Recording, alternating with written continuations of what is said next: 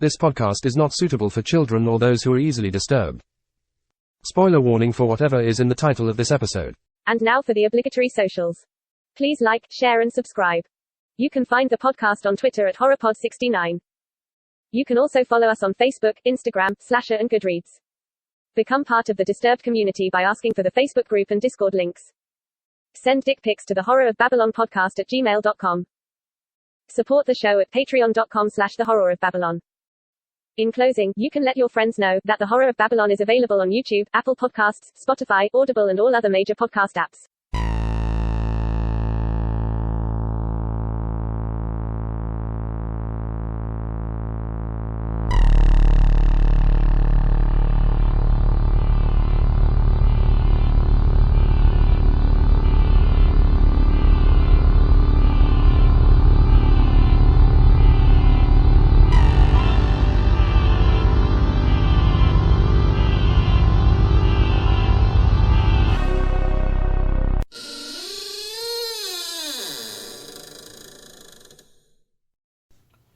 Welcome to episode 146 of The Horror of Babylon, where we discuss the Ceremonies, Stephen King's scariest book ever. I am Ryan, and with me as always is Daniel. Say hi, Daniel.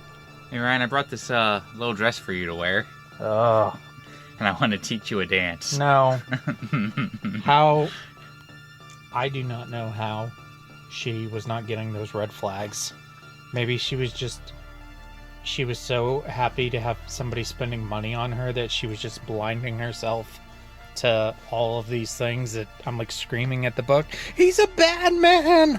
I have a couple of theories, but that's probably saved best for characters. Okay, speaking of characters, thank you to our patrons. Abigail the First, Breaker of Chains, Mother of Dragons, and Logan, the Full Metal Patron, and Ben the Fourth, Patron of Hope.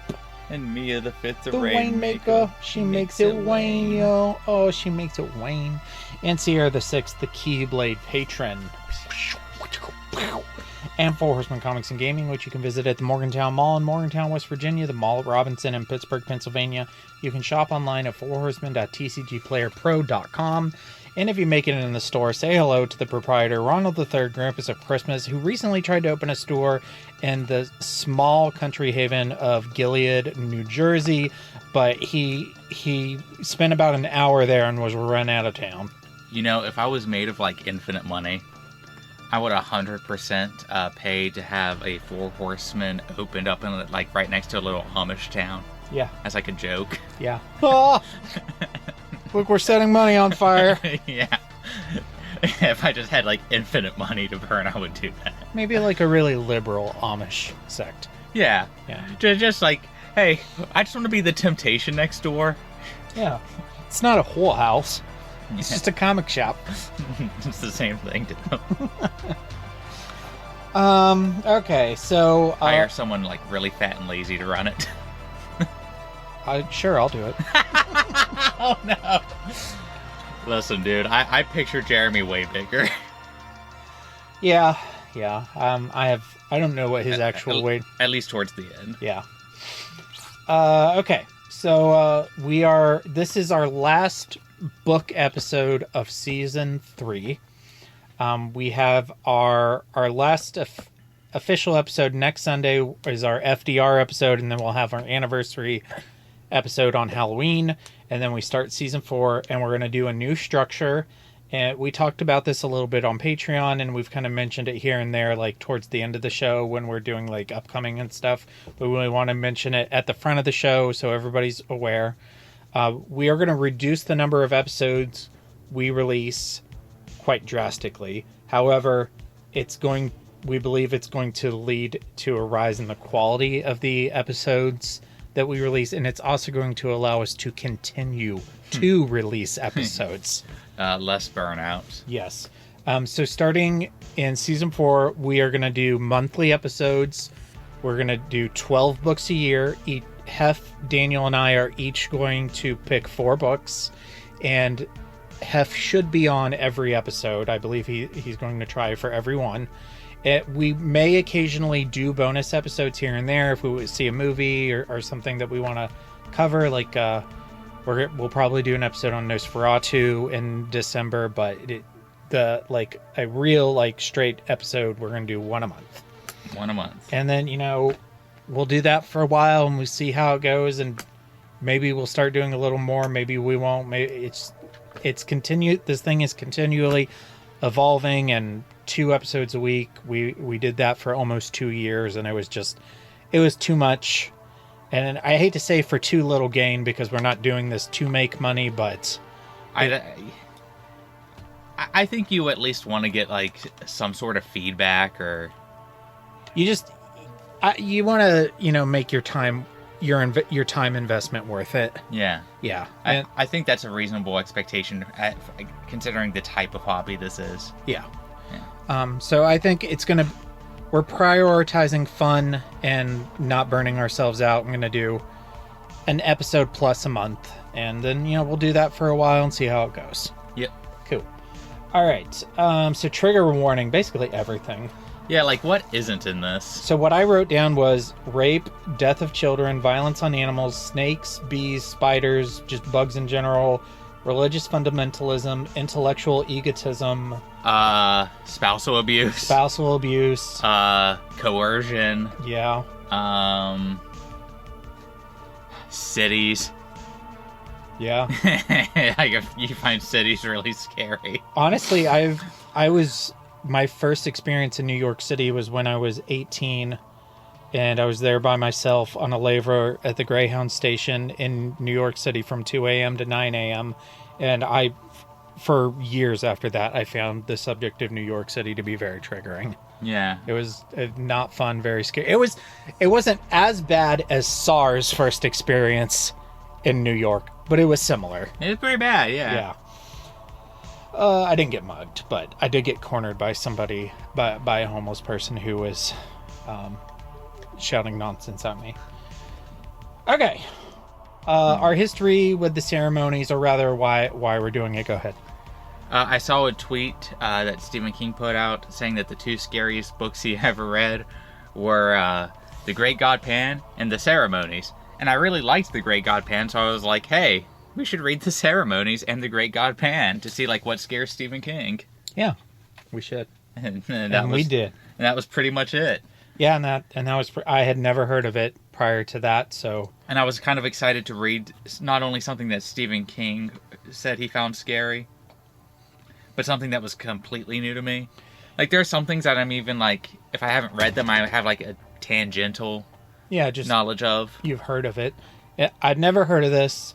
I've never read anything by the author, and but it is there's not a lot of ink spilled on this book, but some really influential people like Stephen King have said very good things about this book.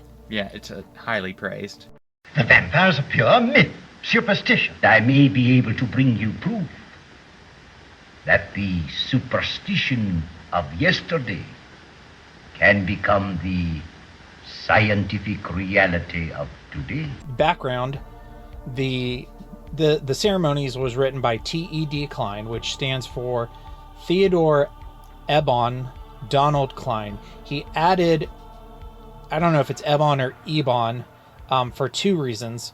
One, it's a reference to Clark Ashton Smith's Hyperborean Wizard, and 2, he wanted to have initialized names for his initials for his author's names, so he could be like H.P. Lovecraft and M.R. James, but also that makes his initials spell out Ted, which is actually his nickname. So it's okay to call him Ted Klein. Okay, guys, I was saying Ted Klein for the longest time. He was born and currently lives in New York City. I'm sorry. Surprise, surprise. He went to Brown University. He wrote his honors thesis on H.P. Lovecraft. He also edited the Brown Daily Herald, which is the newspaper at Brown University. He studied film at Columbia University. He worked as a movie script reader for Paramount Pictures. A lot of this stuff is starting to click into place now. He's basically Jeremy. Which explains a lot. Hiya! Happy Easter! In 1975, Klein and some other people founded the World Fantasy Convention, and the first one was held in Providence, Rhode Island, in honor of H.P. Lovecraft. The story makes so much sense now, doesn't it? He sounds like a dude I would really enjoy. Yeah, hanging out with. But maybe not read his book. It's complicated. Yeah. They had a short fiction contest at that convention, and his short story, The Events at Poroth Farm, was a nominee for best short fiction at the convention. So the convention that he helped set up. Yeah. Sorry, dude. I don't mean to be talking shit. Is this guy still alive? Yeah. Okay. Yeah, I don't mean to be talking shit. That is funny. He was the editor of the Twilight Zone magazine when it was founded in 1981 until 1985. He's written quite a few short stories, but The Ceremonies is his only published novel. And he worked on writing The Ceremonies for more than 5 years. And he is quoted as saying, "I have one of those people who will do anything to avoid writing." Anything. So he's... Okay, so he's also me. It gives me hope. His second novel, Nighttown, had been announced years ago, but it has not been published. It's described as a paranoid horror novel set entirely in New York City. I will probably read it if it ever drops. Yeah. But... Yeah, I would read it. And the Ceremonies was published in 1984, and it is an expanded story of his, depending on who you ask, his short story or his novella, The Events at Poroth Farm, which was published in 1972. Which I was supposed to read, but I forgot. I did read. I did read. We had side homework. If we had time to read The White People by Arthur Machen, The Events at Poroth Farm by t.e.d. Klein, and I knew I wasn't going to have time, but I kind of wanted to read the book of Jeremiah. Yeah. But I knew I wasn't going to have time to sit down and do that. I made the mistake of buying the Silent Hill 2 remake on Monday, so that just ate up all of my free time this week. Yeah, that's fine. I've gotten nothing done. Yeah, you read The Ceremonies. And that's that. Another story in the classic, infallible 3-act structure. Good enough for Aristotle, good enough for The Simpsons. Mr. Sislak, I have a feeling there's going to be one more act to this story. Well, I'm not hanging around for that. 4 acts. Okay, so jumping into structure and themes. First structure, it's a third-person omniscient narrator with varying perspectives. What are kind of your thoughts on the structure of the book? Overall, I enjoy it. Sometimes it'll switch perspectives a little bit abruptly. Not often, but there was a couple of times where I got just a tiny bit confused. So the issue with that is that, I don't know if you noticed this, but every time it switches perspectives, it starts with a pronoun. It never starts with the person's name. It always starts with he or she. And that's when it switches perspectives. Yeah, and I'm like, why? Because there were a handful of times I got confused.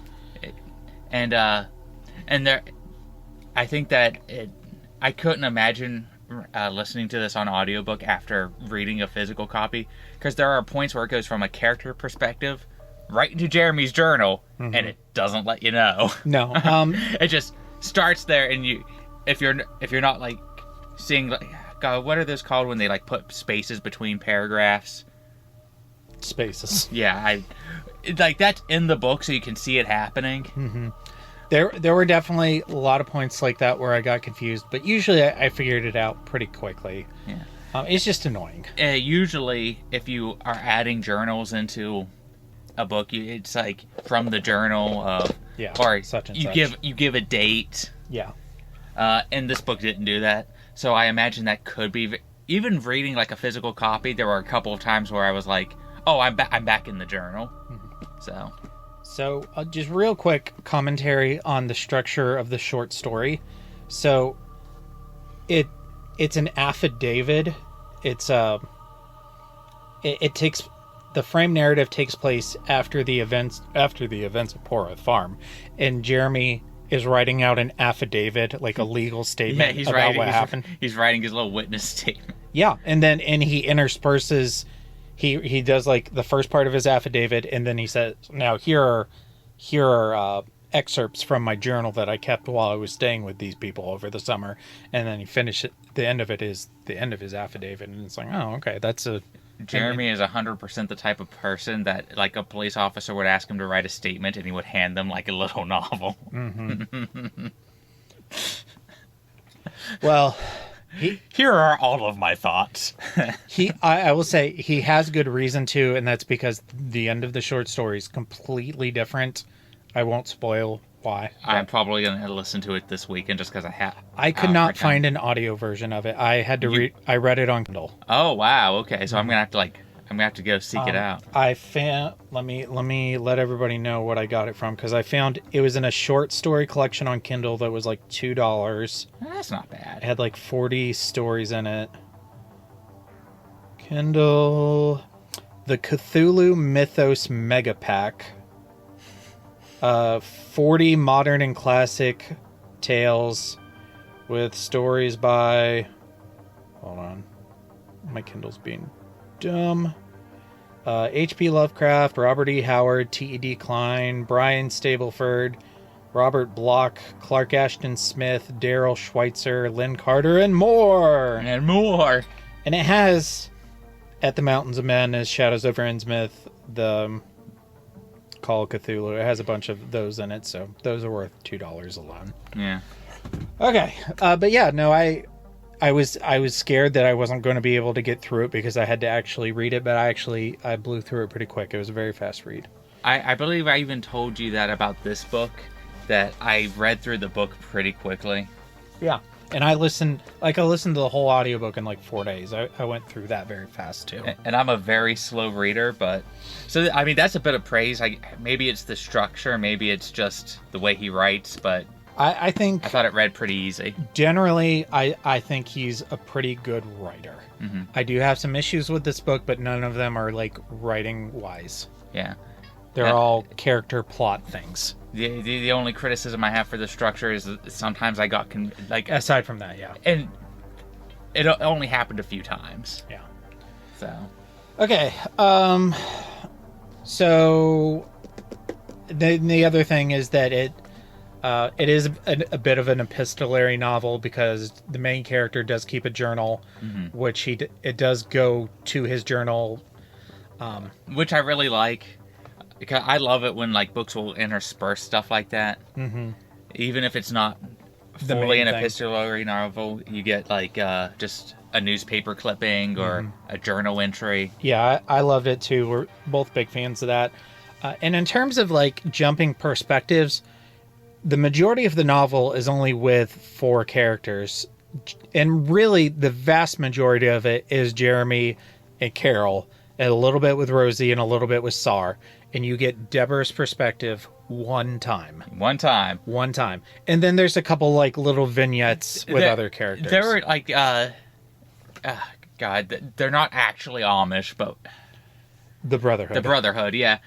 I think we got more from their perspectives than we did Deborah's. Yeah. Because I was waiting like, why aren't we getting Deborah? When are we going to get Deborah? And then you get it one time. Yeah. And it's very important. Okay. So the slowest of burns. I would pay money to make Hef read this. Yeah. You'd be so pissed. I feel like if we, like, pipe dream, if for some reason this podcast ever really took off, I would do it as a stream. Just sit there and make him read it. Yeah. And we'll watch him read it. And just like... So the audience can see him get progressively frustrated. Or I'll sit and read it to him in a monotone voice. Yeah. Jeremy was on the bus. He passed stands of food. There were hot dogs. There were pizza. There were hamburgers. God damn it, Ryan. When did the monster get here? In 525 pages.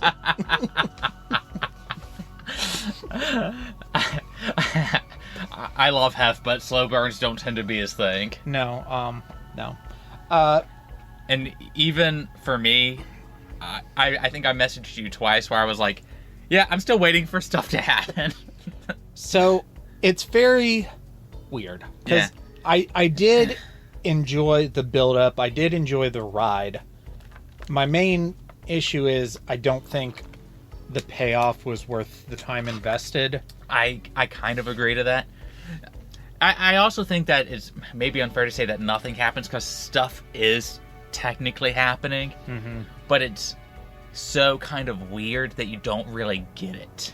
And actually, reading the short story was kind of like rereading a summary of the book, and it helped me kind of realize some things I had missed while reading the story. But the plot action of the novel is a lot of the same stuff. Yeah. Jeremy is reading this book. He goes in, he has a meal with the Poros, they have an awkward conversation. He goes back, he writes in his journal. Wake up, repeat. And, because we do get, like, ceremonies throughout the entire book. The the white ceremony, the green ceremony, and the scarlet ceremony. And you get, like, these little manipulations by the villain, but you don't really understand a lot of it until I think it's like 300-400 pages in, where the villain kind of spells it out for you, where he's like, these ceremonies have just always existed, and some people were like, maybe not psychically, subconsciously aware of them, and you just have to know how to piece them together. But like, kind of the overall flow of the book, I felt like was sort of spelled out right at the beginning. Like, because it opens with this prologue where this, like, alien thing lands on the planet. I love the prologue. And it possesses this kid, and then it dies and kind of buries itself in the earth. And then you get Jeremy going to the Poros. And I was like, okay, so he's going to go to the farm. All these small little creepy things are going to happen. And then the thing is, like, buried in the earth, and it's going to come back up. Yeah. And I'm like, technically happened. That is essentially what happens. Yeah. So it's kind of, you kind of know what's going to happen from the beginning, but you're like, okay, but what will actually happen at the end? What's the payoff for all of this setup? And it's just some weird sex thing.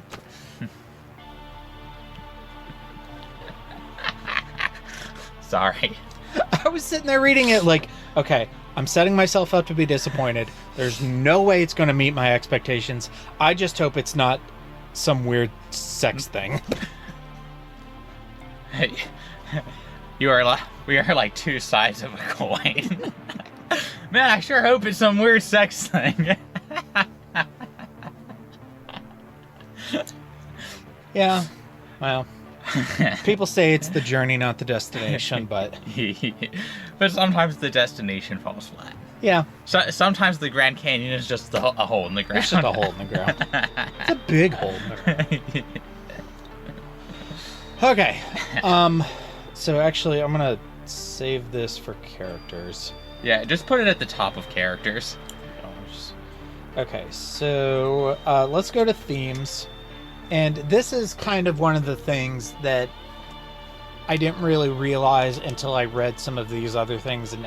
So a big theme of this book, at least to me, was capital E evil versus little e evil. And that really became apparent to me when I was reading The White People. The white people, the frame narrative of the white people is two academic jack-offs, so basically two Jeremies, debating the nature of sin. And one of them is basically arguing that people sin every day. They commit these little sins and do, like, if you think about your neighbor's wife naked, then you're committing a sin. Or if you eat... Hi, Deborah. If you eat too many mashed potatoes at dinner, you're committing a sin. And the other one is basically arguing, no, true sin is sinning against nature, is sinning against God. It's performing a pagan ritual and sacrificing an innocent child. That's sin. And they're having this argument. So that's the frame narrative. And then that kind of made me think more about the ceremonies, and specifically about Jeremy, who, to me, he's kind of representative of little e evil. to the point where I was actually going through like the 7 deadly sins and thinking of examples that he committed of all 7 of them throughout the book. He's a very lustful, very gluttonous, Slothful, prideful, very prideful. He even kind of has a little bit of a temper. It just kind of underscored. Yeah, his wrath is not... His wrath is like, I can't believe this old guy is stopping me from banging this chick. Yeah. Envy is a big one. Big one. And then the last one is greed.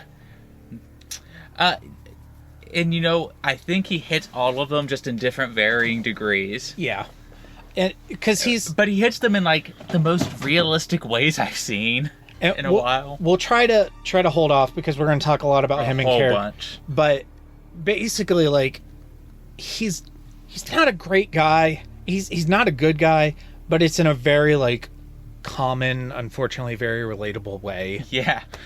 There were so many times in this book I was reading this going, oh man, no dude, I get it, but dude, come on. Yeah, exactly. So he's juxtaposed to the capital E evil, or what the other jack-off in the white people was talking about with like this more grandiose version of sin where you're literally like sinning in against God, and it's like these pagan rituals and all of these things. Yeah, I want to make a dragon come out of the ground. Yeah, exactly. Yeah. I want to make a dragon crack the egg and that earth into like an egg. Yeah. Yeah. So that's kind of a big theme. And then there's two of our favorite genres of horror: cosmic horror and small town horror. Okay, I really want to talk about the cosmic horror. Go ahead. Because I think that one of the things this book does really well, and it's in like the strangest possible way, is like, when we read H.P. Lovecraft and he makes all of his main characters, these very sexless but very intellectual dudes. Got half of that with this one. Yeah. In this, it's like, okay, but let's examine what a dude like that would really be in a situation like this. Yeah. And what they would be is, they would be rationalizing everything. They wouldn't even be noticing most of it. Mm-hmm. It's like, there could be evil demonic rituals going on around the two of us right now, and we might not even know. Which is what happens to Jeremy, because, like Carol, he sees none of the red flags. Yeah. And he rationalizes, because he's an intellectual from the big city. He's like, oh man, that's sort of strange. Anyway, I better make good excerpt for my book. Like, the point that really got me was where Deborah has already been possessed, and they're having dinner, and her and Sar are, like, staring each other down, and she gives them the chocolate mousse, and Sar picks up the chocolate mousse and hurls it against the wall. Then we shall have none of it! But all Jeremy sees is him being, like, an abusive husband, and Jeremy, like, mans up and's like, Deborah, if you need me to stay, I will stay. I'm like, you are reading the situation completely wrong. I mean, no, you shouldn't automatically jump to she's possessed by some Cthulhu-esque demon, but there is more going on than just he's mad at her and he threw the dishes. Did he not notice the abrupt change in her behavior? And the part where she's in the bath and she like halfway comes on to him, or she gets him to come in and she stands up naked. He's not thinking, because if you were thinking rationally, you would think something is wrong with her because she would not do this, but he's just so in love with the idea of having sex with her and kind of egotistically in love with himself. Well, of course, why wouldn't she want to have sex with me? I'm so smart and so much kinder than that big muscular farmhand. He's not seeing the red flag that this woman he's gotten to know over the past 2 months, who's a committed wife, would not do this unless there was something wrong with her. Because he's an idiot. I also just really loved, and I guess this kind of comes into small town horror, but also kind of like the vignettes, is when he notices he's noticing all the clues to the actual plot that's going on around him, but and when I'm reading this book, it's, man, these characters have all the clues, but they're not trying to piece it together because they don't know there's a mystery. Yeah. And one of my favorite ones was when they were doing like the cleansing ceremony. He's like, oh, that girl's not a virgin, but I know it. That's sort of funny. But if she actually was, it might have worked, and it's sort of implied because of Poirot's mom, who also kind of knows, but she doesn't say anything. Because you don't call out people in the small town community in the middle of a ceremony. I liked later in the book that it mentions that girl's dad noticed that Jeremy was staring at his daughter. He also took it the wrong way, thinking that like, oh, he's undressing my little girl with his eyes, that pervert. That fat pervert. That fat pervert. I love how they all kept calling him fat. Yeah. I was like, oh my god. Like, every time they did it, he gained 5 pounds in my head. Yeah. Like, he started off kind of like chubby. Yeah. And then it was like, man, this guy's lazy. 5 pounds. Man, this guy's fat. 5 pounds. So small town horror, I liked and didn't like. I liked like the world building of Gilead and the brothership. I liked the history a lot. I liked the history a lot. What I thought, and maybe he wasn't trying to do this, but I thought maybe wasn't as good, was the characterization of the townspeople, because I kept getting them all confused. There wasn't. Not a lot of them like stuck out in my mind. It's not like the woman who beats her infant in Salem's Lot. It's not like Salem's Lot, where you know every character's name and you can, oh, that's the one who blah blah blah. Yeah, and to be fair, it is kind of like a homogenous community where a lot of these people are just sort of the same. Yeah, because that's what they pride themselves on. And like I said, that may not have been what he was going for anyway, but that's kind of what I like and what I'm used to with Stephen King, so I kind of missed it, but it's not a big deal. But the religion and the community itself, I really loved all that world building. And like every scene that we had with Sar's mom was great, and I loved all the history that she gave, and I loved how much she just didn't give a shit about her kid. It's like, God doesn't want us to get too attached to anything, including you, my son. You're such a fucking disappointment. To be fair, she kind of also knew everything that was going on, so I'm not trying to justify it, but if let's say you knew how the universe would end, or like even just the planet would be destroyed, and you just knew that all the time, I'd be a grump. Yeah, like it would change your perspective. Like, what is this one kid's life compared to these other 6 billion people? Yeah, no. There's not really. I guess the only character in all of this even relatively close to blameless, is Deborah, and yeah. She's just kind of like the princess of the book. So, of course, she's the first one to get fucked. Yeah. And then we got all these religious sects. We've sort of talked about a lot of this, but we have formal religion. And not only do we have formal religion, but we have kind of very ritualistic formal religion, because they have like their own little superstitions, and like, you don't want to step on a corn snake because your kid will be born with a forked tongue. You have to do this during a full moon. It's funny because they're like very like anti-Catholic, but they're very ritualistic like the Catholic Church, but they don't have a lot of the like flowery, like iconic stuff that they're Mormons. Yeah. No. So obviously like the pagan rituals, and then there's also just like a lot of mention of like everyday rituals. Like Jeremy talks about his like exercise ritual. I'll get started tomorrow. Yeah. He also talks about, he doesn't use the word ritual, but he talks about the 3 steps to take a bath at the Poirot farm. And you have to do this, and then you have to do that, and this, and that's a ritual. It's very baptismal themed. Especially when it comes to the idea of him getting drowned was like an inversion of baptizing. And even just like his day, like the whole like flow of the book is just a repetition of a ritual. Sleep in late, read my horror books, eat with the Poirots, go write in my journal, kill a bunch of bugs, go to bed, wake up, repeat. I love that his parents were even like roasting him, like, you can't live in the country. And then he's always bitching about bugs, and I'm like, what did you think was going to be out here? Yep. I hate bugs too. I probably wouldn't stay in I might stay out in a cabin for a week. Like, just to get away. But would I do it for a whole freaking summer?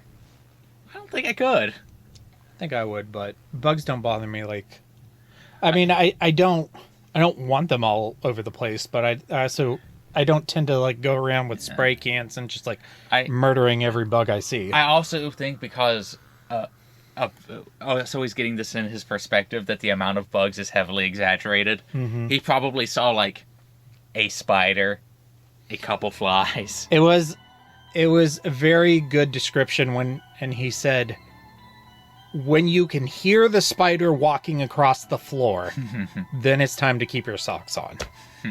I was actually more triggered by his description of the mildew on the walls and on the floor than the bugs.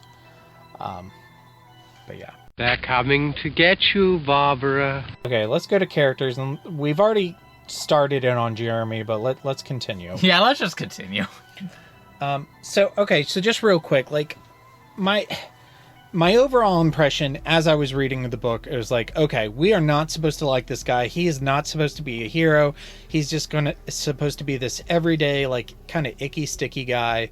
And then the end of the book happens, and he goes off searching for Carol in the dark without his glasses. And I'm like, that doesn't seem like something Jeremy would do.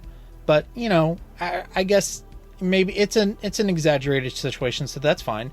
And then he finds her naked having sex with a giant white snake on top of a mountain of fire, and he jumps through the fire to save her, and I'm like, I don't believe it. He would not do that. No way. He would turn around and run. That's probably my biggest criticism of the book, is I 100% could have believed that they stopped the ceremony because Jeremy maybe went, no, she went out into the woods or something like that, and then like one of the Amish people saved her. Yeah. I could have believed that. Mm-hmm. But because of the way they built this dude up throughout the entirety of the book, he never felt like he grew into a hero moment. No, he has no growth. If anything, he regressed. Yeah. Like, he went out starting going, I want to do push-ups and kind of get in shape this summer. Mm-hmm. And then he got lazier and lazier and more depressed because he wasn't getting laid. Yeah. And I get it, dude. Like, I understand that. Like, spoilers for modern dating life. If you go a while without, like, having a date or even, like, a social interaction with somebody you're interested in, you start to get low down. So I'm like, I get it, buddy. You don't feel like running today. But you know what might make her want you a little bit more? If you ran today. Yeah. But he didn't sell me on the end. Yeah. And even if I did believe, like, I didn't like the end regardless with the Scarlet Ceremony, and just regardless of what I thought of Jeremy now. Regardless of what I thought of Jeremy. No, it's Ceremony now. I didn't like the Scarlet Ceremony anyway. So, and also, like, it confused me. Like, I thought that the author's intent was, you shouldn't like this guy. You shouldn't. He's immoral. He's not a good guy. But then the end of it, like, he becomes a hero and he saves Carol and they run off into the sunset and get married. I'm like, wait, does T.e.d. Klein think that this is a cool guy? I don't think he thinks that. I almost think he did that just to kind of piss people off. I don't think he conveyed that as well as he probably could have, but it was like, yeah, and somehow this guy still gets what he wants. And it was so, like, there's, like, no detail in the epilogue. It's just like, oh, and they're married. They're happy. And fuck the Poros, who, you know, had their issues, but by comparison were much more outstanding people. And I get it. I really do. Another thing that kind of really bothered me is, as I said before, he kept finding all of these clues, but he didn't really know that there was a mystery going on. It would have been one thing, like, if he would have, like, gotten that picture of Rosie. I can't remember what his the character's actual name was before he I don't remember. But, like, he got an old picture of him, and if he would have been like, huh, man, he really does look sort of familiar now. Like, and then, like, he saw the picture of him again, and then he started piecing stuff together. And going, it's really strange that and it wasn't he wanted from her, and then he thought about it. But he kind of pieced all of that together in, like, the space of 2 sentences. Yeah. When he wasn't even, like, on the trail before. Like, every time he could have been on the trail before, he Jeremied all over everything. And it's such a long book, there was plenty of opportunities for that kind of stuff to happen. Yeah. And I kind of liked that he wasn't piecing stuff together, because I'm like, it is kind of funny, because he's not investigating a murder. He's not investigating, like, a demonic cult. He's just investigating folklore. Mm-hmm. So why would he try to be piecing this thing with this thing? Because to him, they're unrelated. Yeah. But then he does it right at the end. So... I was also super triggered by some of his opinions on the books he was reading. Like, you don't dunk on Dracula. I'm sorry. Like, who the hell do you think you are? And then, this was his,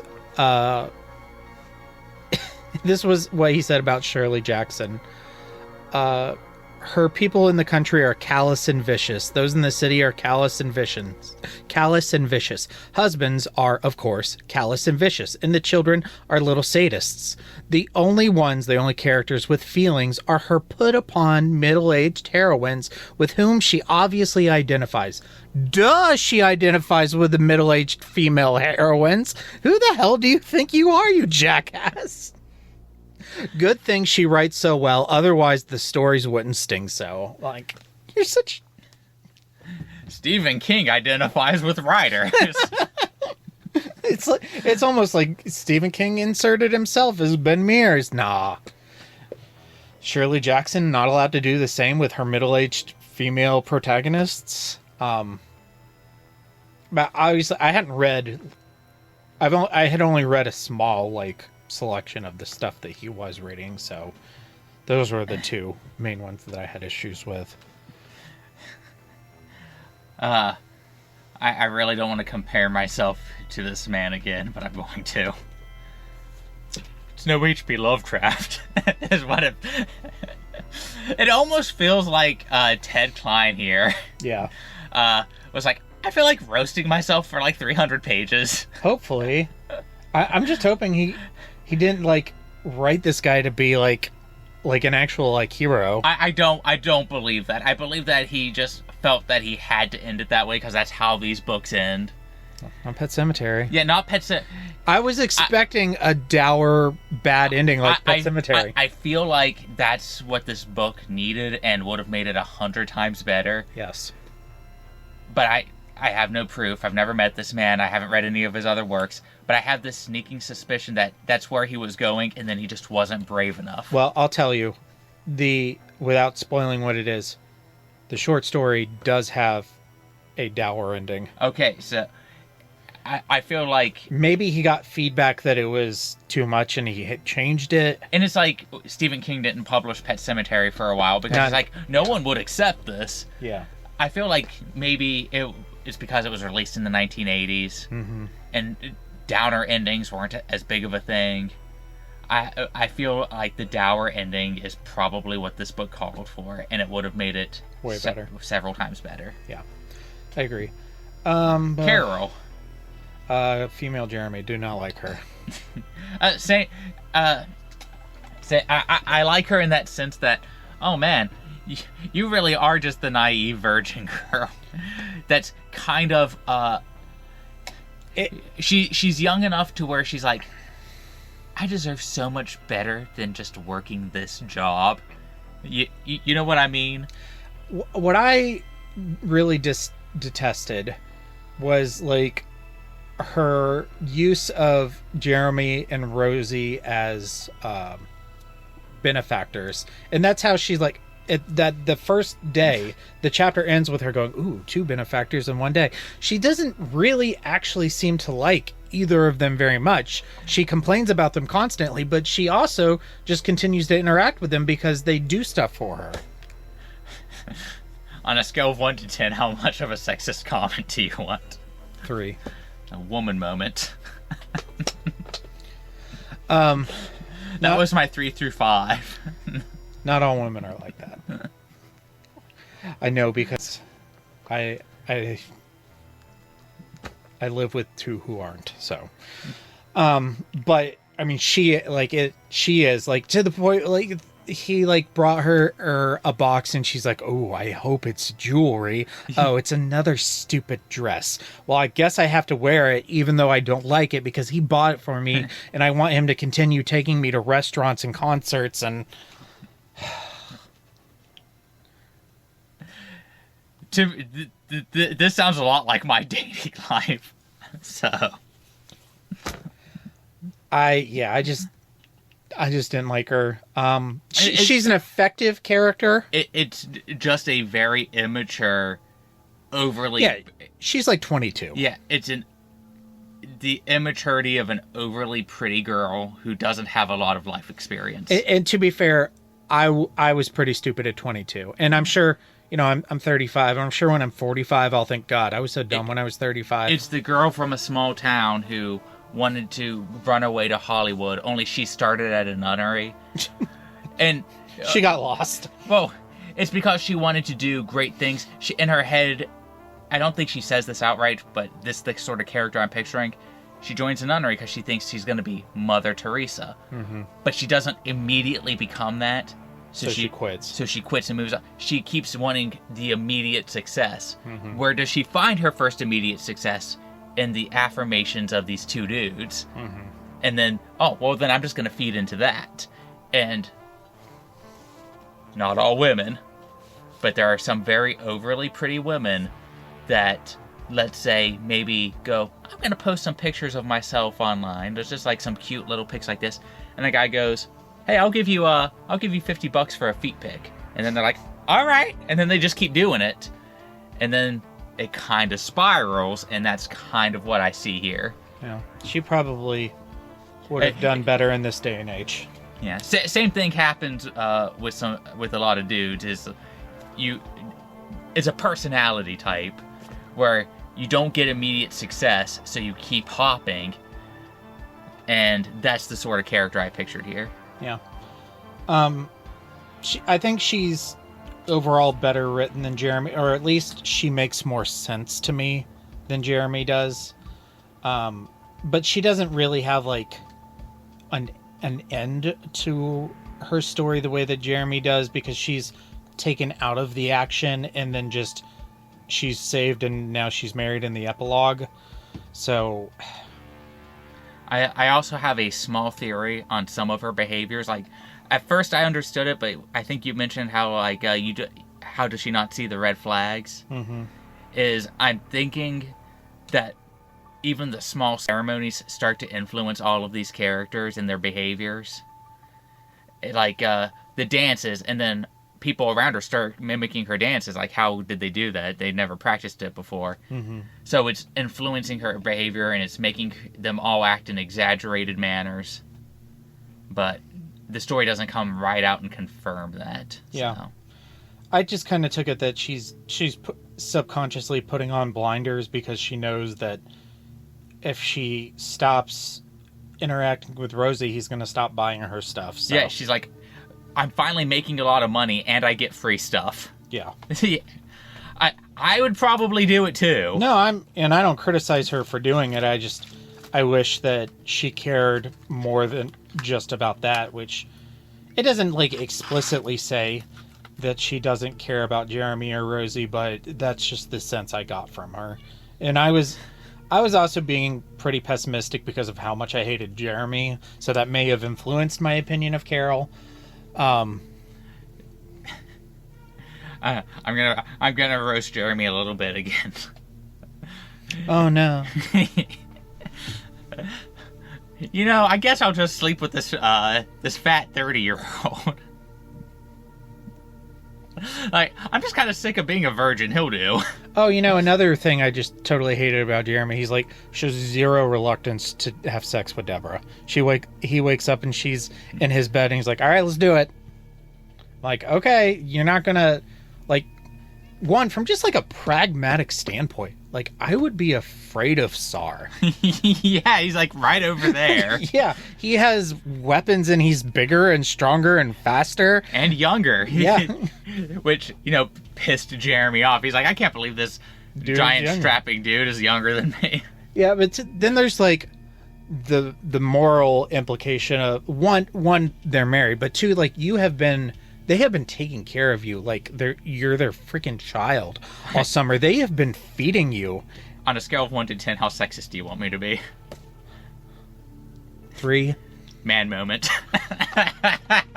Yeah, I mean, obviously he's thinking with his penis. Yeah, I'm gonna be fair in both directions. This is like a stereotypical, well, of course he did that. He's a dude. And I'm not going to tell you that I have never made a dumb decision because I was sleeping. I was thinking with my penis, because I have. Same. So, it's one of the reasons that I hate how much I relate to Jeremy. Yeah.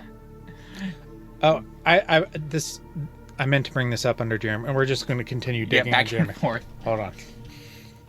No, it's fine. Okay, so as the book started, T.e.d. Klein kind of tricks you into thinking that you're going to love this guy. Because I was like, oh, like the first chapter, I'm like, oh man, I really relate to this guy. He just wants to get out of the city. He wants to go and read his scurry books. He wants to get a little bit in shape, but not like too much. Yeah. He wants to get away and do something different. He wants to have an adventure. And that we can use this to transition into talking about Sar.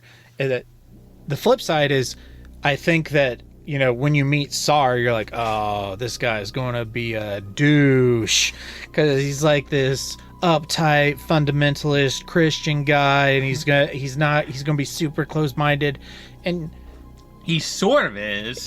He's not great, but he's more of a likable character than Jeremy is. Yeah, he's just a country dude who's set in his morals, but is kind of in a bind, so he bends them just enough to get by. And he's still, like, way more liberal compared to the other people in his sect. Yeah, and, he's, just kind of he's a hard man, but he's not cruel, if that makes sense. The worst thing he does is throw that plate. And that's when he suspects, I don't know if he suspects his wife's possessed, but he knows something's wrong. He knows they're being poisoned. Yeah. Like, he can't prove it, but he's like, I know we're all feeling sick. I can see it. And she was literally poisoning them. Do you need help? Do you need help? No. What are you doing? Okay. No, thank you. I'm good. So by the end of it, I actually felt bad for Sar, and definitely felt bad for Deborah. Yeah, I honestly thought it was going, that the book was going to pull sort of like an inversion where Sar ends up saving the day. Kind of being the protagonist for the latter part of it. Yeah, and it's kind of like a switcheroo, like, hey, you've been with Jeremy this whole time, but he's getting progressively shittier, and you're kind of getting, like, it slowly is peeling back the curtains or the layers to where you see just this decadent, quote-unquote, city guy for what he really is. He's just, at his core, like, my biggest issue with he's selfish. Yeah. He doesn't care. He cares about what Deborah can do for him. He cares about what Sar can do, what Carol can do for him. He doesn't actually care about any of these people. And the worst part is how realistically selfish he is. Yeah. And I think that's one of the reasons why I do like this book is this character's so shitty, but he's real. Yeah. This is a dude you will run into who will put on these nice put-upons, but if you start examining his character and his behaviors, you start to notice he's not that good of a dude. And we have all had instances where we were 100%. Yeah. I've had instances where I'm a Jeremy this year. Not with any of my, hosts' wives, thankfully. But yeah. But like, okay, hitting on the young pretty girl, and then kind of being maybe a little bit more salty than you need to be whenever she doesn't reciprocate it. Yeah, he is trying to talk Carol into having sex with him, and like, dude, this is the second time you've seen her. This is the second day you've known her, and she doesn't want to sleep with you for good reason. Yeah. And as much as I'd like to say I've never done anything that bad, I mean, that's only from my perspective. I mean, every guy who's ever been in a relationship has had that moment where she says no, and you're like, yeah, but... Yeah, we're like, well, what I gotta do? It's not okay, and it is... but it's a real thing. It's a real thing, and at least we can see it and recognize that it's bad. Yeah. I think also that has to...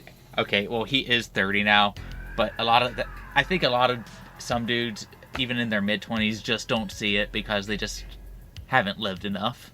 Yeah, They think with their penis.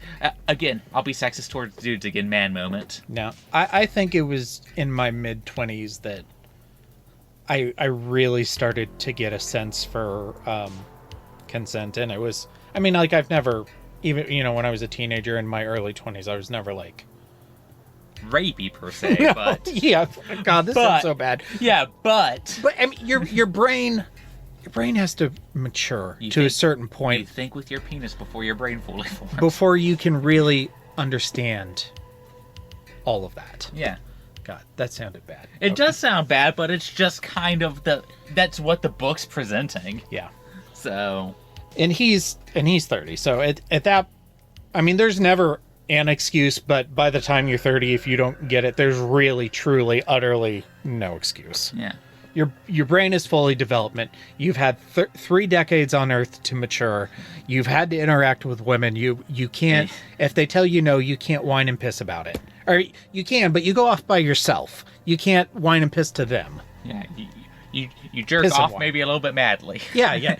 You say, okay, and then you leave, and then you can go be pissy somewhere else. Deborah. We just lost both our female listeners.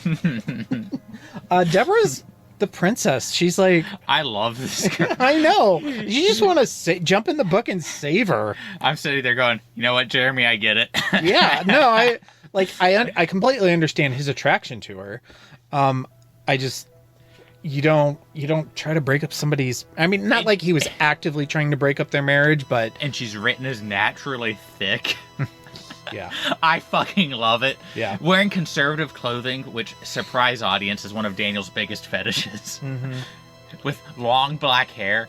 I'm like, oh. I saw a car. It was like, I forget what it was, but it was some mall-mobile. And it had a sticker on the back that said, pretty eyes and thick thighs. Love it. I got turned on by a sticker on a car. And I'm sitting there, and I'm like, and all she wants is to have a kid. And I'm like, could you imagine Deborah with a mom bod? Yeah, she's also totally like she's the cat lady, and love that. And back on Sar, like, he truly loves her. He loves her so freaking much. Yeah, obviously for good reason. He loves her so much he won't beat her. Yeah, even when his elders tell him to. Yeah, and I say that as a joke, but that's like literally a thing these people do in this community, apparently. Yeah, and he was told, like, hey, maybe you should beat her more so she doesn't get so lippy. Yeah, and if somebody said that to me, I probably would have said, fuck off, get out of here. But that's not the way. Like, it was basically his mayor that said that. Yeah, and they were also sowing his cornfield. Yeah, they were doing all of his work for free. Yeah, so because he couldn't get it done on time. And it's a very like community based town, like, and he's super in debt. Yeah, he also owes these people money, so now he's dead. Now he's dead. She's not in debt anymore. Poor Sar. I think this just proves that if nothing else, this book gives you stuff to talk about. Yeah, and honestly, like, I really think I loved the book up until the end. But the book is essentially a mystery, and sometimes with the mystery, if you don't like the resolution at the end, it kind of sours the whole book. I agree with that. The cats. I feel so bad for these animals. Yeah. When the kittens died, I was like, oh my god. But I think the other 4 got to live. I think they were the only, like... Hey, let's shit on Jeremy. Yeah. When Sar comes out and goes, hey, we're holding a funeral for a couple of our cats that died, and he's just like, oh, funeral for animals? Like, You're like, you've been living with these people. You see how much this woman cares about these cats. They treat them like they're children. You know. I would say, okay, I do kind of get triggered by people who don't have children who treat their animals like children. I do hate it when people call themselves a cat mom. I have this one friend, this one couple friend, who on Father's and Mother's Day will tag their partner about their pets. And I'm like... That's not the same thing. You know how much I love my cats. Yeah, I'm petting my cat right now. I would personally strangle each and every one of them to save somebody else's child. Yeah. And I'm sorry, I prefer... And people always seem to be surprised by how much I actually end up liking kids, but I find human kids more important. And human kids are more important than animal kids, and I say that as an animal lover. We just lost all of our PETA supporters, all one of them. Oh well. We're killing off all of them tonight. It's fine. But it was just another one of those things where I'm like, I understand maybe you have your private thoughts and you put it in your journal, like, I just don't know how to relate to this. But he just says it in, like, the most unempathetic way. Another thing, if you're staying with these people and you find their oldest cat dead, you don't pretend you didn't see it. You fucking tell them. And then they come out like, hey, have you seen Boada? No, I haven't seen her. Like, you're a fuck. The first thing you should do is say, hey, I saw her hurt. Even if you go like, she wouldn't let me pick her up. Yeah. Like something like that. Mm-hmm. Then you can bring him over. We couldn't find her. You might want to take her to a vet if you find her right away. Mm-hmm. At least say so. He literally said nothing. He feels like he thinks he can manipulate the situation because he's like, oh, we're going to look for her after dinner, and I'll just kind of gently lead Sar down towards where I find her. It's like, no, you are not the puppet master, Jeremy. You cannot dictate all of these things. He is a guy that is overly convinced of his own intelligence. Mm-hmm. And there are so many people like this. But yeah, I love the cats. I thought they were a nice touch. I like all the little personalities. I like how they had like kind of unique, kind of biblical-esque names. It was very sad when two of them died. And I also liked like the life and death discussions and how like they're constantly killing things, and Sar has to clean them up, and Deborah wants them to wear bells, but Sar won't let them wear bells. And it also kind of took me back to Pet Sematary, where Lewis is kind of reflecting on like the nature of cats and how they're essentially like death incarnate. Mm-hmm. I really enjoyed all the parts with the cats. They're little killing machines, and I love cats. And something I didn't realize until I read the short story is there's like all these times where Jeremy says, oh, I couldn't sleep because my nose was so stuffed up, and you're just like I didn't even think about it because I just assumed, oh, like it's like the mildew in the room. But no, what I think Klein was actually trying to say without saying is that the cats or Boada, the main cat, had been in his room without him knowing it. And just been watching them. Yeah. And so the cat dander is what's like making him all stuffed up. But because Jeremy isn't a detective, he never puts anything together. Yeah. Well. Until the last 5 pages. Yeah. Sorry. All right. Mrs.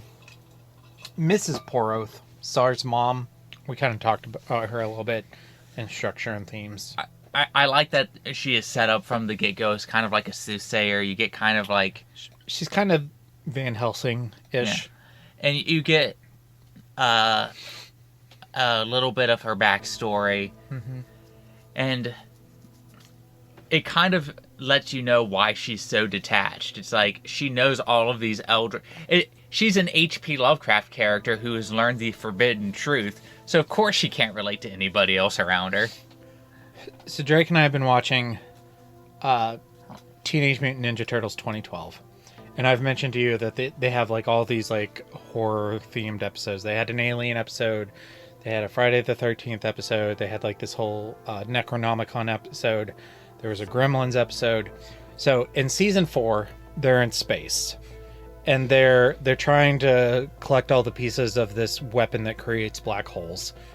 And one of the pieces is being guarded by these underwater mer people. What do you think their name is? The deep ones? The Dagon. The Dagon? Okay. And they're literally mer people. That's pretty cool. Yeah. And they have like an elder god that lives in a pit on the edge of their city, and it's like this big tentacled monster. Yeah. And its name is Cthulhu.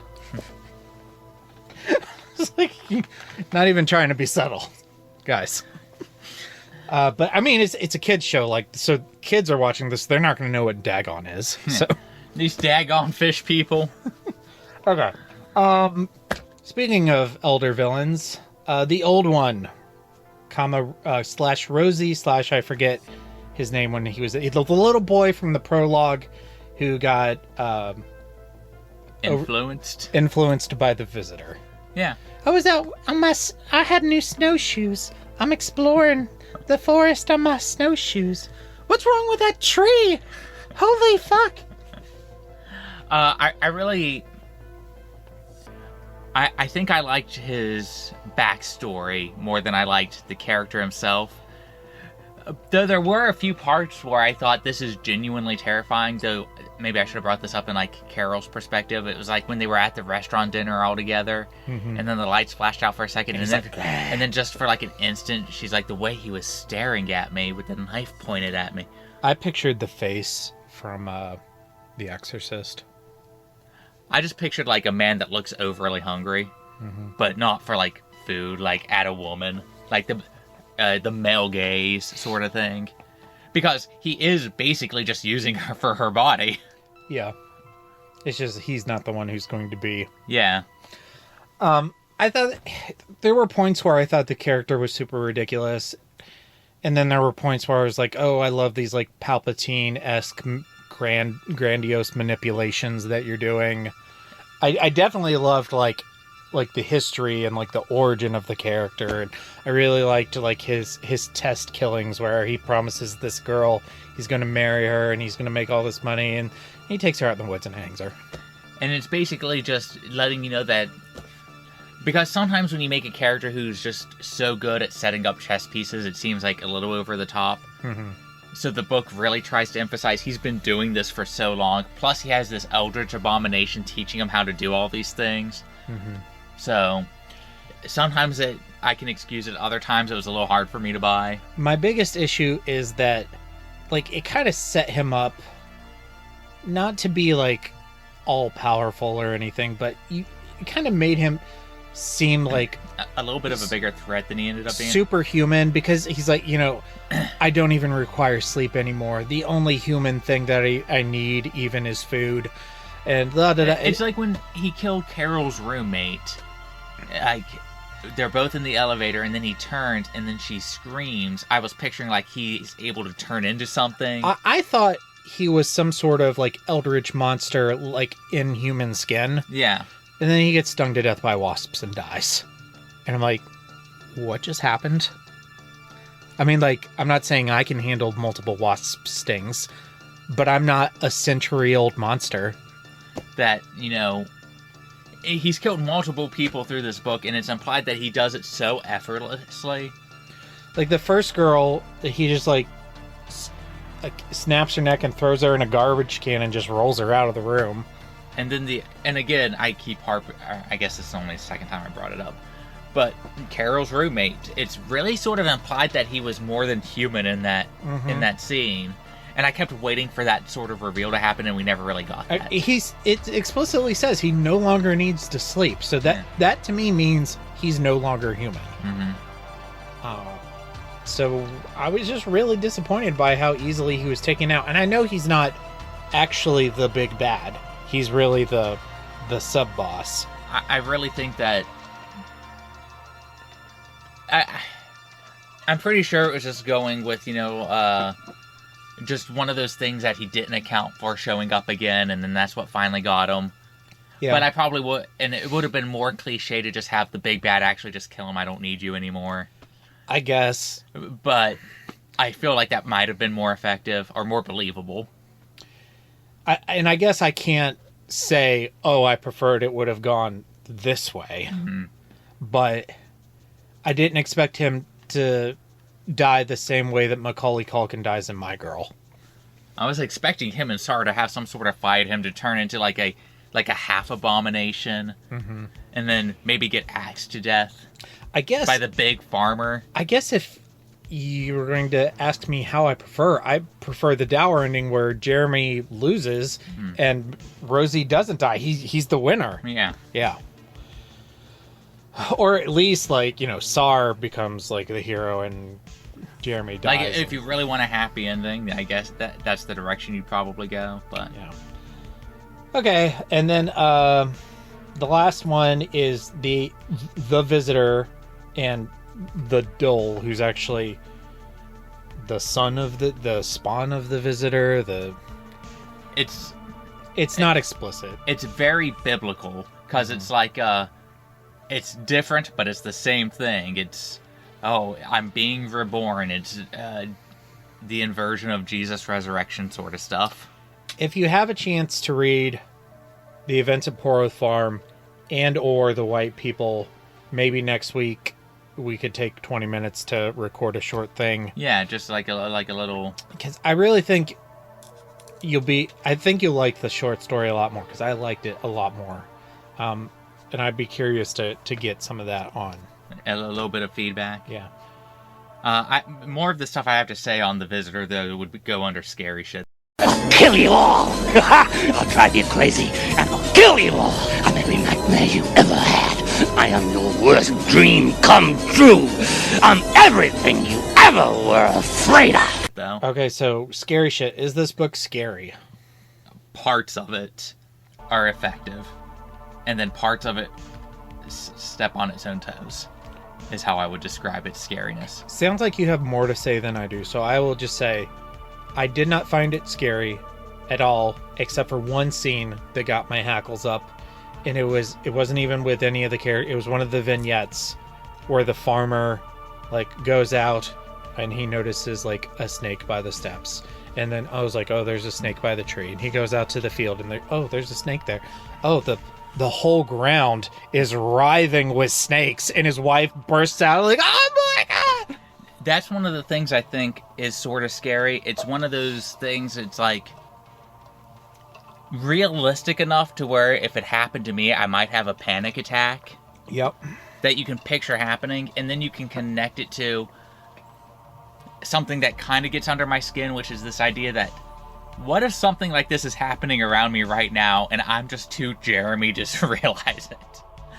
That sort of freaks me out. I have a paranoid personality, so just the idea that somebody's committing a ritual that will inadvertently get me killed freaks me out. And I think the Dole hiding in the mouth is sort of effective, especially the scene where Deborah's combing her hair and Sarah's like, no, this is the woman I've always loved, and then all of a sudden, he cuts himself. What the fuck is in your mouth? Could you imagine you're just watching Beck brushing her hair, and all of a sudden you see a little critter just hanging out where her tongue used to be? Have you seen those tongue parasites that get into fish? No, I don't want to. Oh my god. No, I don't want to. That's what I pictured with this thing, is there's this parasite that'll eat a fish's tongue and then just live in its mouth and eat the fish's food. And they look like these giant maggots with anime eyes. Nope, I'm good. And that's what I'm picturing, just hanging out in the cat's mouth and hanging out in her mouth. It's just this little thing, and he just gets enough of it to go, what the fuck is that open your mouth? And that freaked me out. Yeah. Don't watch The Bay, because The Bay is about those parasites, only they can now infect human people.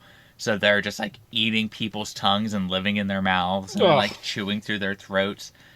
They are, and they're this fucking big. No thanks. They get fucking huge. No. So my knowledge of that, and I'm if I saw that, I would shit my pants. If I'm sitting there with a woman that I sleep next to every night, and I've been kind of paranoid, thinking she's poisoning me, and then I convince myself and then I see a fucking demon just chilling in her throat hole, I'd shit my pants. Yeah, I think it's just a little too otherworldly to scare me, and that's just like a different, like the whole like Cthulhu thing, like that does nothing for me. It's just, and it's not because I think it's bad. It's just not effective. Like the things that keep me up at night is the kid getting hit by the car, not the otherworldly demon hanging out in somebody's mouth. Not that if I saw it, it would absolutely freak me the fuck out. Yet. I'm telling you, one of these days we're both going to experience something so supernatural it's going to affect our personalities. Well, I hope so. I genuinely hope so. There was one other scene that was effective for me, but it was a meta thing. Okay, so for the listeners who cannot see my office, in my office I have 2 desks, one with my work setup and one with my podcast setup. At the desk with my work setup, my office is kind of weird. Well, my house is kind of weird. I have like this window that has like wooden panels that open out into another room. It kind of looks like it's supposed to be an outside window, but it's inside. And on the other side of it is a bar. So the other day when I was listening to this book, I was sitting at my computer working, and it's the scene where Jeremy feels like he's being watched in his room. And he looks at the screen, and Wada is sitting on the other side of the screen, just staring at him. And I'm sitting at my computer, and I peek, and as I'm listening to this, I peek around my monitor and look through these like wooden blinds, and my cat Sheldon is just sitting there on the other side, and all I can see is like his eyeball just staring into my soul. You know. Let's shit on Jeremy one more time. I do think, like, the idea of a rabid animal is scary. Yes. But a cat compared to, like, the 200-pound St. Bernard, right, is what I'm picking. Because I think Jeremy's convinced, like, the animal's rabid or there's something wrong with it. Yeah. And then at night, it's, like, smiling at him. And he's like, this cat, there's something just a little bit off. And it's like... It's like the Cheshire Cat. It starts, like, clawing its way through his window. And he starts freaking out. And... the cat, like, we get stuff from the doll's perspective. Like, it knows it can kill him. And I'm sitting there going, this thing weighs, like, what, 15 pounds max if it's an overweight cat? Fucking kick it. Unless you fall asleep and it, like, goes for your throat while you're asleep. Even then, you'd probably wake up and be able to, like, throw it off. Yeah. But still, like, if you're fully awake and you watch it coming at you, like, it poses, like, I wouldn't say zero threat. And he's sitting there watching it slowly claw through the window. Yeah, and he's trying. And I just picture this big fat dude trying to grab a sickle. I mean, and yeah, you have a weapon. I mean, even like the bug spray, you spray in the. Or this may be after the cat got rid of the bug spray. But either way, you have. I am guessing that Jeremy's over 200 pounds. You probably have 200 pounds on this animal minimum. Mm-hmm. Just sit on it. Punch it. Yeah. If it starts clawing you, you grab it and you you'll hurl it against the wall. It'll hurt, but this guy is so overly afraid of any sort of pain or effort that he starts freaking out. He kind of reminds me. It makes me feel like he did not grow up with animals. Yeah. So maybe he just doesn't have the sense that if a cat is being bad, you can just grab it by the scruff of its neck and do what you need to do. Like yank it. Yeah. Like if a cat really wants to hurt you and it digs into your leg, you're gonna get some scars. You're gonna bleed. Mm-hmm. I have gotten cat scratch fever. That is a real thing. But all I could think was, my guy, just hit it as hard as you can. Even if it's possessed by a demon, it will die. Mm-hmm. I would say the most effective that the book is, and I wouldn't even go as far to say scary, but just kind of haunting and creepy, is just like him laying in bed and listening to the sounds outside his window, and like that's something we didn't talk too much about, was like the unknown in the woods. Yeah. And I really like the description that his window is right up against the edge of the woods. So he just has that window between him and the unknown. Mm. And that is kind of haunting. It's so vague that it's like hard to be like actually scary, but it is very creepy, and I enjoyed the ambiance. I enjoyed like the build up. Just turns out it was a sex worm. Okay. I'd really love to see, because I'm sure everyone pictures something different. I want to know what Ted Klein here like pictured in his head when he wrote that. Yeah. I pictured the worms inside of Fry, the worms that made him smart. that he got from the egg salad sandwich from the gas station. Hold on, I got something for this. Let me see if I can bring this up super quick. Where is my Google?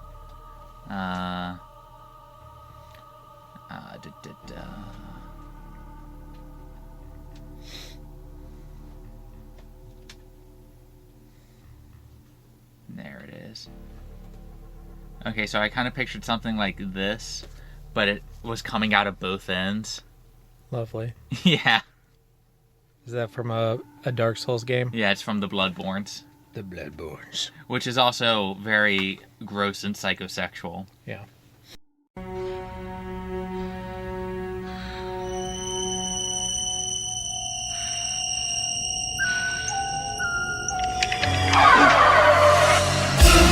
Kiss me, fat boy! Kiss Me Fat Boy, I mean, we've kind of talked the sex to death. Is there anything, like, sex-wise that we haven't discussed already? Jeremy's game must be good if she married him after all of this. Maybe she was just, like so exhausted, like, I just need some kind of normalcy, so... Yeah, this is what finally got her to settle down. She's like, you know what? Maybe I don't need to be Mother Teresa. This guy can pay for dinner, so let's go for it.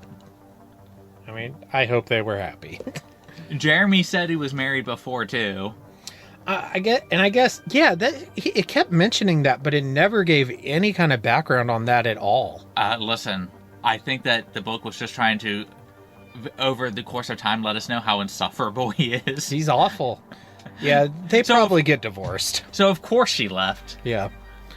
The one, like, sex scene that we hadn't discussed was the scene in the apartment where he's just, like, doing stuff to her.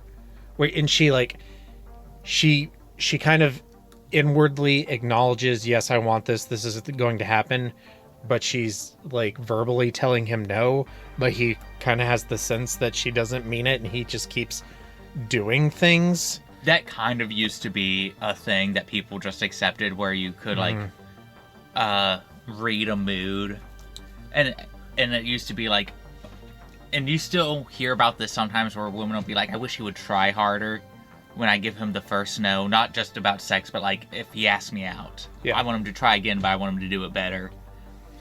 These days, it's just not that socially acceptable. Yeah, it's just like, no is no. And that's the difference between a book that was published in, 1984? Yeah. Versus and 2024. That chapter is from is from Carol's perspective, so, and we know... So we get her mood. Yeah, and she has kind of decided in her head that she is going to sleep with him, but I think she's, like, having trouble, like, reconciling, like, that this is where it's going to be, on this gross ass couch in this cockroach infested apartment. I think she kind of built it up in her head that it was going to be more of a grand thing, because she's that young character that wants the amazing thing to happen the first time. Yeah, I wanted it to happen in a field of flowers with, on the back of a unicorn. I honestly thought it was sort of funny, because he's sitting there and he's like fucking rubbing her down. He's like, "Oh baby, tell me about that nightmare you had with the giant sex That was worm." weird. That was super weird. But apparently it was working, because she was getting turned on. And he's probably just sitting there going and thinking, man, this girl likes giant gross sex worms. This is neat. And me, it's a level 4 HP Lovecraft wizard. Okay. I Okay. mean, I married a furry, so... Yeah. And I've dated a girl who was really into monsters, so I guess that it can be a thing. And there's that Lonely Island song about the girl who wants to get fucked like we fucked Bin Laden. Yeah, and so we're just... but I'm just sitting there going, I can't imagine sitting there trying to, finger a girl going, I want you to tell me about the giant sex worm nightmare you had, baby. Yeah, that's not where I would go. What's the scariest thing that's ever happened to you? There was that time I got audited by the IRS. Oh, tell me about it. Yeah. I honestly thought that, the nightmare itself, the way it was described was sort of creepy, but the fact, the context of the conversation, I was laughing. I was reading this in the hallway at work, and I was cackling. I'm like, what the fuck are you doing, dude? Yeah. I guess the kids might say he doesn't have a lot of game. Jeremy has no riz. Oh yeah, riz. That's the word. Okay.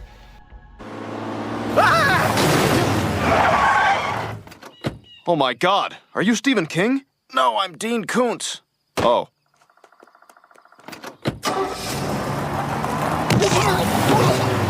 Kings and Koontz. Ryan, what is your king? God, I don't even know. I guess just kind of like the dark ambiance, the sense of dread, kind of the build up. But it's also kind of hard for me to say that that's my king when it ends up amounting to not a whole lot. My king and my Koontz are super easy. Yeah, and then I guess that my Koontz is this. It just the payoff isn't good enough. My king is the build up, and my Koontz is the payoff. Yeah. Okay, so that's easy. All right, rankings. All right, here's your list. If it wasn't for the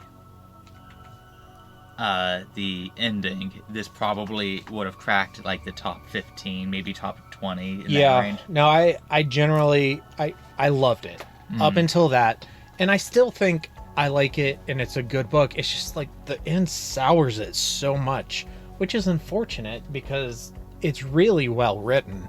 It's so fast-paced and such an easy read for as long as it is and such a slow burn as it is. Stephen King likes this because it's a slow burn. I'm convinced that's the reason.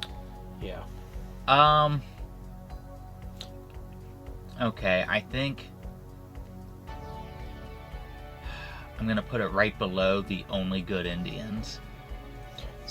Because I like Elkhead Woman so much more. It's your new number 24, below The Only Good Indians and above Wolves of the Kala.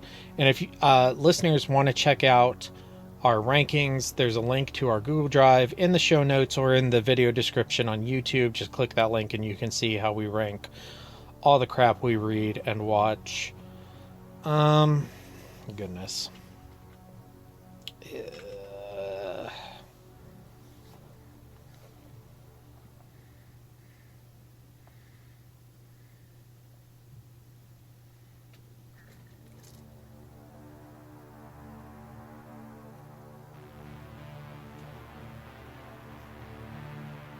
I'm going to say it's my new number 25.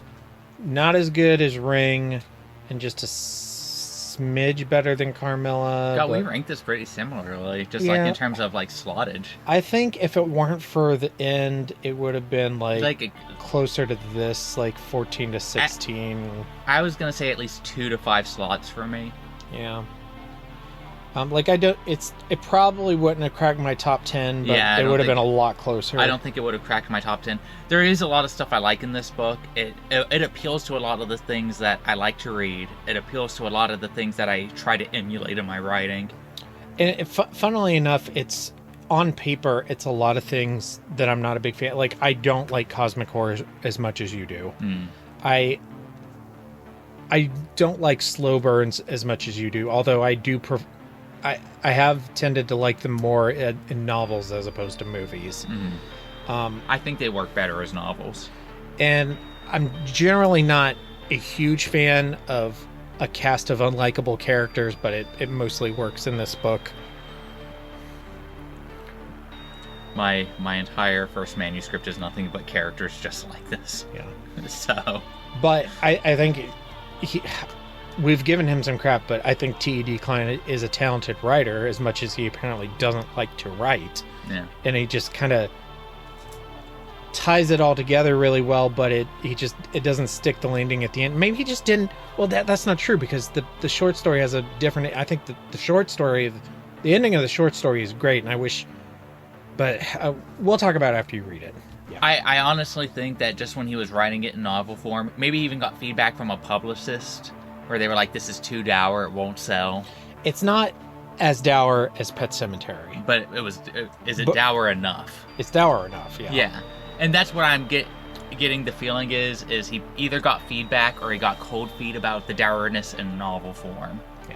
Because that's why it feels so abrupt for Jeremy to be the hero in the last, 5 pages. Yeah.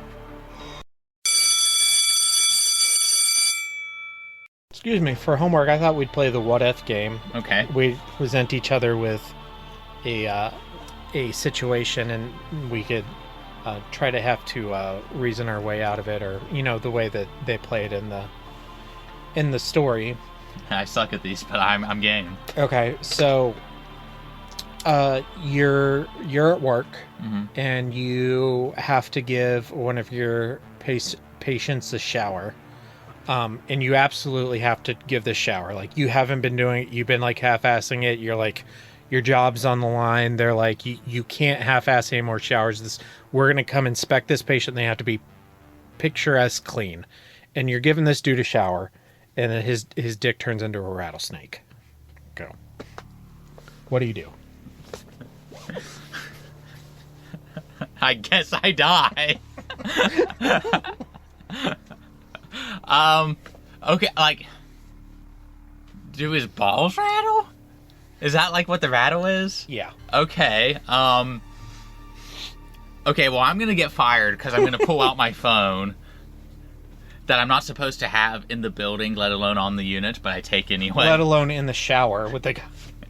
But I'm taking out my phone because ain't nobody gonna believe this. Dick pic. And I will immediately send it to everyone going, hey, what do you see here? Just to see if I'm hallucinating, because maybe I've lost it. Yeah. You just text your mom, is this a rattlesnake? Okay. Fair enough.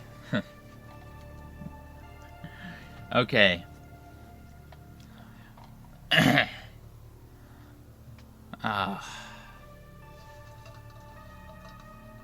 I'm trying to think of something as good as that, because that's way better.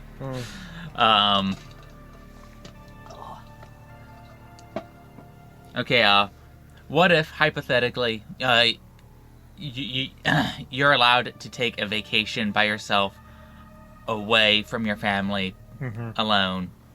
So you go to a farm with a cute, well-meaning Amish couple, and the wife comes on to you, and the husband's okay with it, but he wants to watch. I do not. That would be a violation of the trust that Beck puts in me. Beck also wants to watch. I can tell you that she would not want to watch. All right, so we got our answer. Okay. We have had this discussion, and it is not something she would be interested in seeing. So, that is the answer. I learned something today. I mean, I wasn't advocating for it. It was more like... I didn't think you were. It was more like a, did you know that some people do this? Yeah. That's not something I want to do, Ryan. Okay.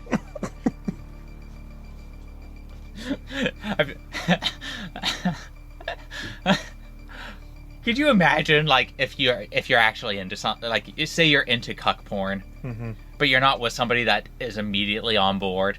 How do you bring that up? I have no idea. Hey, have you ever heard of this cuck porn? I guess maybe you you kind of stage yourself getting caught watching cuck porn. Oh no, because then how do you live it down? And also, would they even recognize that it is cuck porn? These days, I'm whenever I go on a date with not the first date, but I'm seeing a girl a few times. I'm I need to know what you're into. I'll be honest with you about what I'm into. I just don't want us to have surprises down the line. Yeah. And then we can either work with each other or we can't, and then that's how you move on. Yeah, I have seen some nice reverse cuck porn. Yeah. Oh, also, I found this porn company called Parasite that makes horror porn. Yeah, I want to see it. Do they have a Ring parody? I don't know. I've only watched one, and it was like a apocalyptic movie where like they basically take like petroleum jelly and like it's like an alien being that like slides into your house and then gets in your mouth and takes over your body and makes you like a sex crazed animal. I don't know. I'll send you a link. Okay, I got a new what if for you. Mm-hmm. Okay. What if things are getting hot and heavy with your partner? Mm-hmm. She wants to go down on you, and then she has a giant maggot tongue. No. All of yours have one word answers. The answer is no. You wouldn't take a picture of it to make sure you weren't seeing things? No. No, I don't think I will. Okay. I wrote down quite a few things for further reading. So the first thing I have are some things that are books that are mentioned in the book. Like this book references so many books. Yeah, I could have written down like 30 things, but the ones I wrote down were the most important one, The White People by Arthur Machen. If you really like the Ceremonies and you want to read like the things that are mentioned, but I would start with The White People because that's the most important one. So much of what happens in this book is taken directly out of The White People. It's like, God, I don't know. It's like Phantoms in It. It's like, yeah.